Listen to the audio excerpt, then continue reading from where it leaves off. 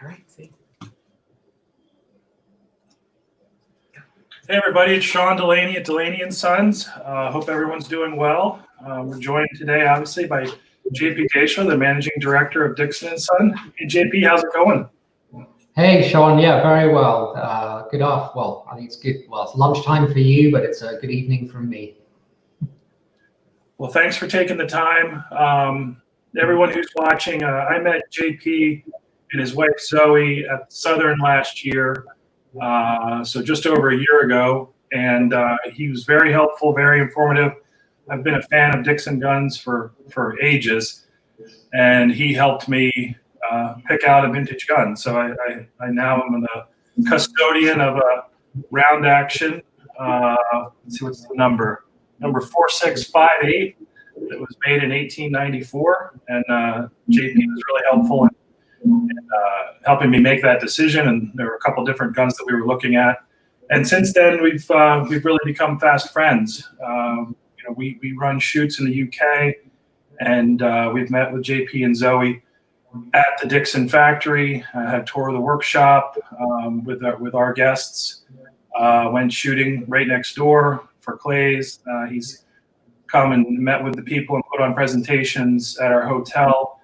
He's visited us in Wales. He's actually been on one of the shoots. People got to try out the modern Dickson round action and the McNaughton round action in the flesh. So, and we've been, talking back and forth. And I'm now a member of the Dickson Owners Club, and we thought it would be a good idea to try to get people together and give them the opportunity to ask questions of the guy who makes it happen. So, thanks, JP. Well, thank you. Thank you for the introduction, Sean. Couple of things there. Obviously, I'm pretty passionate about Dickson's, but it's not just about the current company and the company going forward. Oh, I appreciate your coffee mug there. Very good. For me, I'm very passionate about Dickson's and the history of the company and supporting the people that own, vintage classic Dickson guns, guns, rifles, round actions, whatever. I have a real enthusiasm for connecting people with them. So, it was part of starting the Dickson Owners Club. We as I had mentioned in an interview I had with your dear wife Liz some weeks ago at the virtual Southern, that owning a Dickson gun is quite a cherished and rare thing. We've only produced 6,500 guns, rifles, pistols in the last 200 years. So you have something pretty unique. And if you own a round action, which we're well known for, it's even more unique, where we produce less than 2,000 of those guns to date. So you're the member of something quite exclusive. And I wanted to ensure that we connect with those people that own those classic and vintage guns, and we look after them. Perhaps, certainly in a better way that perhaps they've been looked after in the past. So that's the whole idea behind the Dickson's Club and Owners Club, and why we're having this cool interview today. Well, we've already got a couple questions, and we've had some that have been coming in throughout the week. And anyone can send questions. We'll put them up on the screen and see if we can talk about it. The first one is diving way into esoterica immediately, and it's from Rick in Arizona, asking about the Dickson single trigger. And Rick has a Dickson single trigger. Just wanted some more information about it. Okay. Wow. Okay. So the Dickson single trigger was introduced in 1910. It's the patent single trigger. It was actually designed by a guy called William Morrison, who was working in Dickson's workshop. And they needed a new single trigger. Certainly it was the fashion. People were asking about single triggers to fit in their round action. The round action design is very compact and very small, and they needed something that could fit comfortably in there. Dickson's had offered the single trigger on their round action guns as a Wesley single trigger or the Boss single trigger in small numbers, but they decided they wanted to build their own single trigger, which they did in 1910. The first gun The first round action to feature that single trigger was built in August 1911. And the very few were produced. I think around about 43 round actions, according to the records, have a Dickson single trigger fitted to the gun. Now, the single trigger is mechanical, it's not inertia operated.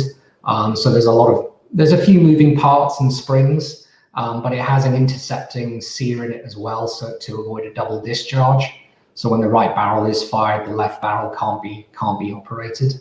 Quite a clever and ingenious thing, but you know, Dickson's offered it. It was quite an expensive addition, but most people ordered their guns with double triggers, and I think it finally fell out of the catalog in about 1940 as an option. But as I said, according to the records, we're looking at about maybe 42, 43 guns fitted with a single trigger. There may be one or two more out there with the Dickson single trigger that weren't in the records, but you know, we can only speculate.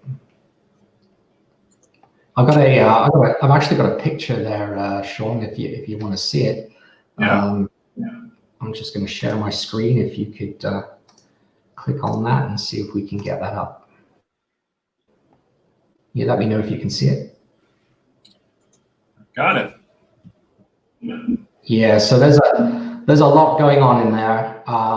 You know, the conventional Dickson trigger plate, but now with the addition of this rocker slide single trigger system. But that's the original patent from 1910, filed by William Morrison and John Dickson. I think William Morrison designed it and John Dickson paid for the patent.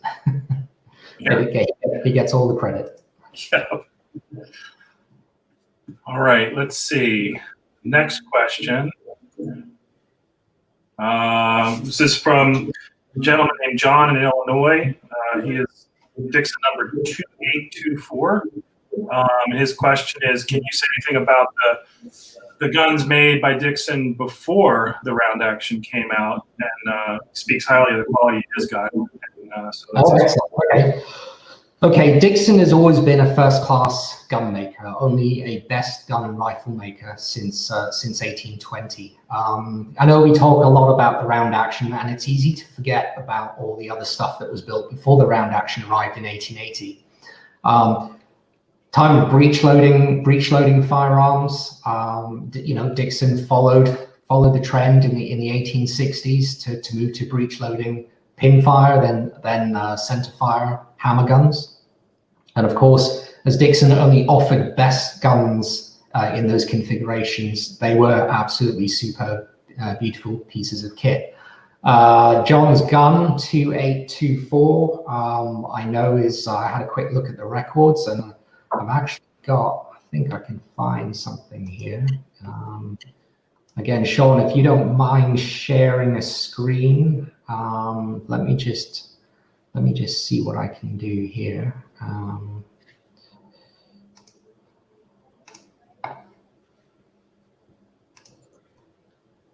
No, so Sean, you should have a photo there. Yep. Excellent. Okay, so that is in fact the gun we're talking about, 2824, breech loading hammer gun. It was actually built as a pin fire gun, and obviously been converted to central fire at a later date. And it's been a lovely conversion with the noseless hammers. Jones rotary underlever, beautiful 30-inch Damascus barrels. And you know, this was the epitome. This was the best gun you could buy from Dickson's in the late 1860s, early 1870s. This gun actually dates from 1871. It's beautiful. I've got, and there we have the original record for it. Hopefully you can see that, if you could just let me know. Yes, we can. So 30th of August, 1871, double breech loader pin, being a pin fire, 2824 gauge is 12. All the dimensions of the stock, the weight of the gun is 7 pounds 2 ounces. Length of barrels 30 inches, rib 3/8, detached locks, meaning it's a bar action lock, and the stock unvarnished, so it would have been an oil finish stock instead of just being the sort of standard varnish. But that is an extract from the original ledger. That's great. And you have all the records going back for all the guns for people? We do indeed. So we have two sets we have two sets of volumes, and we have the order book. So when the gentleman came into the shop and he ordered his gun, we have the order book, and obviously the serial number was not allocated at that time. And then we have effectively the workshop ledger outbook, which is the extract that I just showed you. And that is where the serial number is issued to the gun during the build and the date that it left the workshop. So we have the date it was ordered and the date that it left. That's great. So if anyone wants information, I'm sure they can reach out to JP directly. Yeah, absolutely. On our webpage, you'll find a link, which is, find out my gun's history. Just click on the link, provide the serial number, and we'll see what we've got in terms of records. Some guns have a little bit of information, some have a whole ton, and some have some interesting provenance too. I know, for example, your gun has a pretty good story to it. And very good links and connections to Scotland. So I love researching them and looking at them. And there is the odd gun that we can't find a record for, and that's typically war guns. So guns built in the First World War and Second World War. The records are a little bit poor, and some things weren't filled in. Clerical error, not filled in correctly, but it is what it is. Sure. Now, I had a friend who ordered a gun from one of the London makers, and there was another client who wanted specific serial numbers for a pair that he had ordered. And so my friend thought he was getting gun X. I mean, he got the gun that he ordered. It had a different serial number, and it was real trouble getting all the paperwork done for him to then go shooting in Great Britain because the serial numbers didn't match what the Holland said it was going to be. So there was some head scratching at Heathrow. We have looking through the records. So we have the physical records, which we try not to handle. They are historical documents. Some of those books are 150 years old. So we keep them locked away. We have the records for Alexander Henry and also James McNaughton in a similar sort of guise. We have the Dickson records all digitized now, so that's how I'm able to navigate them very quickly and find the information. And it also means we don't have to thumb through these beautiful old ledgers. What I've found is there are one or two guns that have been issued the same serial number. I think maybe, the gun was built and the number was issued, and somewhere, again, another clerical error, it's not been noted down correctly. And we'll find another gun with the same serial number. One particular one, which is quite interesting, is a lovely round action that was built in the 1930s. And I came across the serial number and realized, oh, hang on, we've got the same serial number already, a few pages later. And in order to correct it, they just put a 0 in front of it. To make it, all Dickson serial numbers are 4 digits. They just put a 0, leading 0 in front of it to correct it, but it's 04159 and 4159, something like that. So, yeah, again, another little mistake. I'm sure someone got a slap on the wrist for that. I believe John Dickson and his sons were very real sticklers for details, so I'm sure someone got into some trouble for that. I'm sure. All right, we've got another question in actually from England, from Surrey. This is a big issue now, but what does the lead shot ban in the UK mean for our older guns? I understand it's voluntary, but it's coming. So what do you think on that subject? Yeah, absolutely. So for those of you that are not too close to this subject, and I know you covered it very well with Diggory Haydock in your interview back in the Virtual Southern, is that the major shooting and conservation companies or organizations, should I say, announced in February of this year that there was going to be a voluntary ban on lead in sporting guns for shooting game. Not clay guns, but sporting guns. This would take place over 5 years. So we're looking to voluntarily exit out of lead in our guns by 2025. Now, obviously, our alternatives are the current bismuth alternative, and there are some other alternative lead shot alternatives being developed at the moment. But then naturally, everyone is looking at steel, and steel has obviously been used in hunting and guns for a number of years. I know in the US, and starting to use it for the wildfowling here as well. When that announcement came in February, it came as quite a shock. My phone wouldn't stop ringing. I had numerous emails from Dickson owners of classic vintage Dickson guns going, what am I going to do with my gun? Is my gun finished? You know, it can't shoot steel. Am I going to, you know, is it going to devalue it? Is it junk? What are we going to do? So I have told everyone to just calm down a little bit, and we need to look at this sensibly. It is voluntary, so yes, we're looking at a change or a withdrawal within the next 5 years. Completely voluntary, so this season coming, you're under no pressure to shoot anything but lead. But immediately we need to put some solutions in place for these vintage guns. Our new guns and our new rebarreled or new barreled guns are all steel proof anyway, so no issue there. But you know, what are our alternatives? So immediately you can look at a lead alternative, which for us and what we sell by the majority here in the UK is the bismuth shot. The only drawback on that is obviously the cost. It's a very, very expensive substitute alternative, but I do firmly believe that you know, with more interest in the material, interest in alternative materials, you know, we should see that price come down eventually. It's like anything else. When we removed lead from gasoline, we had the same rebellion, and slowly things sort of came back to an operating normal, which is great for everybody. It also means that, you know, guns will still pass a steel proof or reproof to shoot steel. There are some challenges with that, so you know, we need to inspect a gun and look at its jointing, look at its wall thickness, look at its current proof designation, and look at its chokes. And perhaps with some alterations there, a gun can be submitted for steel proof. The challenges with that, with the older guns, is they do have jointing problems. They tend to have thinner wall thickness in the tubes, and you know, the tighter chokes, which we can obviously relieve. So it's going to be on a case-by-case basis.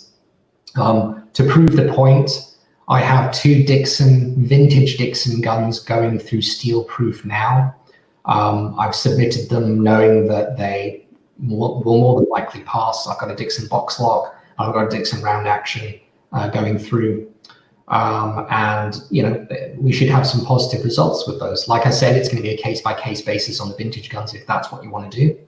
If you save your Dickson classic vintage Dickson gun or any other make for a rainy day, then shooting bismuth is hopefully not going to be too cost ineffective for you, and you'll still be able to enjoy your gun without going through the reproof process. So it is a minefield. It's going to be tricky to navigate, but you know, we'll get there in the end. It was going to happen. Well, and the other thing that I've always, you know, all the estates where we shoot require fiber wads. So then you move to steel and you can't use fiber wads. So then you're throwing shot cups all over the countryside. I understand that Ely's come out with a water degradable shot cup that if you put it in, I read an article Shooting Sportsman on it last month. If you put it in water, fully submerged, it sinks to the bottom and it disappears in half a day, which is pretty. There's been some good test results with that, and that again, that's another bit of the controversy. Is you know, you're absolutely right. You have to shoot, you know, with a plastic wad cup, you know, and we need to move to a bio. So do you want to remove lead from the environment, or do you want to remove plastic? We kind of have to choose, and we kind of need to try and do both. So again, more challenges, but again, you know, I'm confident that we'll be able to navigate past those. All right. The next question is about the club itself.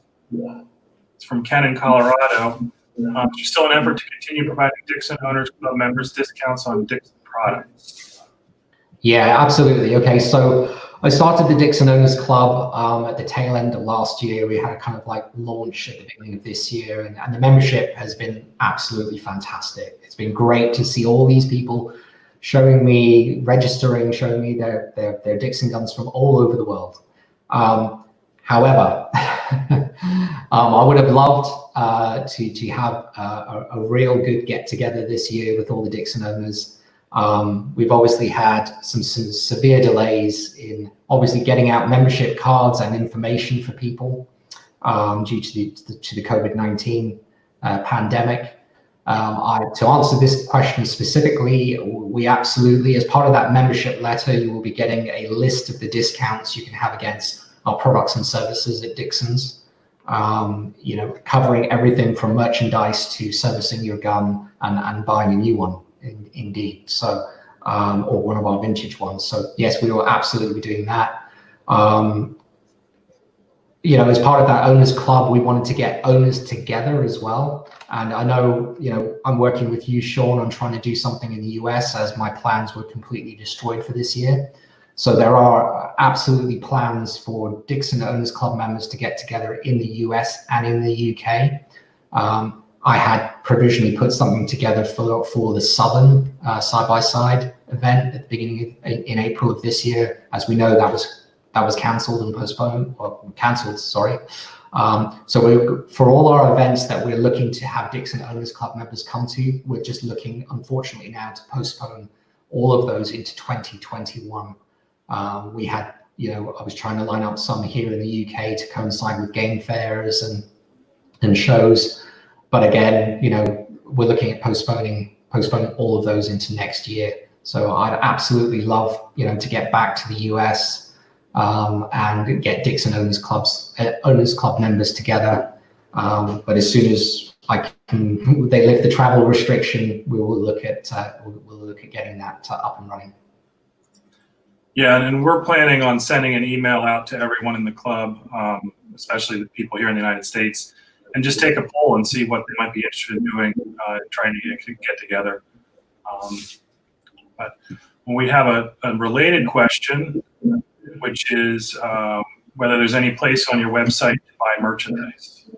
Okay, so we're developing a page that will be launched very, very soon, which is our merchandise page. We put tremendous effort into getting some practical and sort of memorabilia type merchandise together.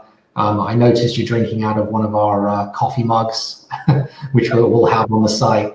And you may have seen posts on whiskey glasses and baseball caps, and we've got some workshop barbecue aprons, cleaning cloths, all snap caps, case accessories. We've got all sorts of stuff coming. We're just whilst we got some time out from the workshop, we are just putting that webpage together at the moment. So as soon as that's ready to go, I will send a message out to everybody that's registered some interest, because I've had a number of emails about it, saying that we're ready to go, and we'll have that up and running for you. I know people are desperate to get their hands on accessories and some merchandise, and we will get that sorted out for them. That's great. We've got one from Chung Huang asking whether you have any information on gun number 6655. Okay. Yeah, I can certainly look it up, but I can tell you, I know that we don't have any information on that gun. It's dated 1916 to 1917, and if we go back to when we were talking about Dickson records, we have very scant records during the war years. So First World War, 1914 to 1918. There are some guns missing from those records, and that particular gun, 6655, is a side lock ejector, and it is not in our records. So unfortunately, we don't have any information on who ordered it and when we delivered it. It's easy to understand in that time period that you would have scant records. Yeah, I mean, all gun makers in the UK during the war years, their workforce was completely depleted, either with the men going to war or them on war contract work. And again, poor record keeping. That gun was not submitted into the records, and I think 6655 is a side lock ejector. So it's a bar action side lock ejector shotgun. Yeah. Great. Well, that's all the questions that we have. We sent obviously emails to everybody. Everybody has JP's emails. If anyone has follow-up questions, you can send them to either of us. We'll make sure that they get to JP. And thank you, everyone, for taking the time on a Saturday to participate. And thanks, JP, for taking the time. No, an absolute pleasure, Sean. Like I said, I love connecting with the Dickson owners and seeing their guns, sharing some information on their guns. As you said, you've emailed the Dickson Owners Club. My direct email address is in that email. So if anyone wants to talk to me about Dickson's, drop me an email and I can see if I can help. Sounds good. Thanks. Say hi to Zoe and have a great weekend. That's great. Thanks, Sean. Take care. Cheers. Bye-bye.